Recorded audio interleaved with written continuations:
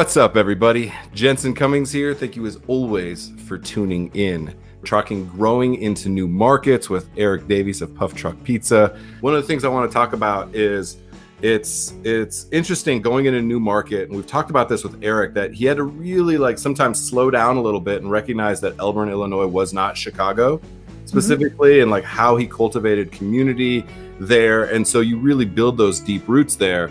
And then going into a new market, you can feel like an outsider, both internally for yourself and within that community, saying, no, we want to support this or that. Give us an idea of what it feels like to kind of be embedded and a part of that community in New Orleans. So we did have a lot of connections in the industry, and we had a good sense of tourist traffic and what the locals are interested in. Back then, the food truck scene was very limited. Sure. We were one of the first kind of modern food trucks on the scene there, and actually, my husband and I founded the New Orleans Food Truck Coalition.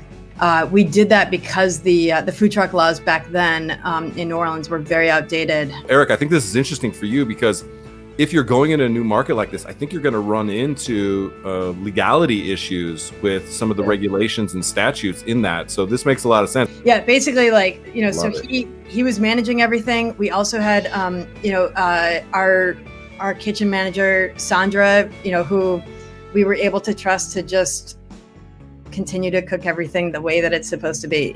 She just has that intuition.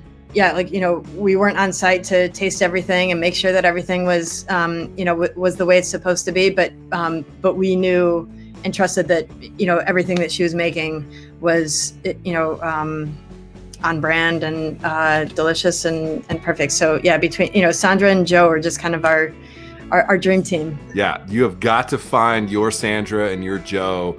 It is foundational. But yeah, so we just kind of hit the ground running with, sending the truck out for lunches downtown, trying to, find different opportunities for festivals and events, and putting ourselves out there, in terms of catering. We already had our catering menu built out, from New Orleans, and so it was easy to just adapt that to what we were doing in Chicago.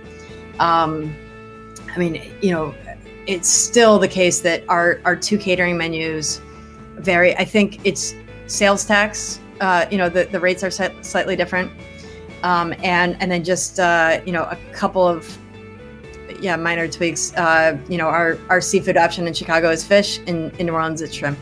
We want to stay very true to who we are as we expand and not lose track of who you are. And all of a sudden, you're going to Nashville, and now you're trying to do hot chicken and barbecue and this and that, and trying to chase what's authentic to them, stay authentic to you. But there's those little micro nuances where you can stay on brand, as Rachel mentioned, with just that little, the shrimp and the fish. I love that. It's just this little micro tweak that can make all the difference. One, because of the product itself, but two, because of your ability to be thoughtful and understand the market, just that little bit of nuance. So I really appreciate that.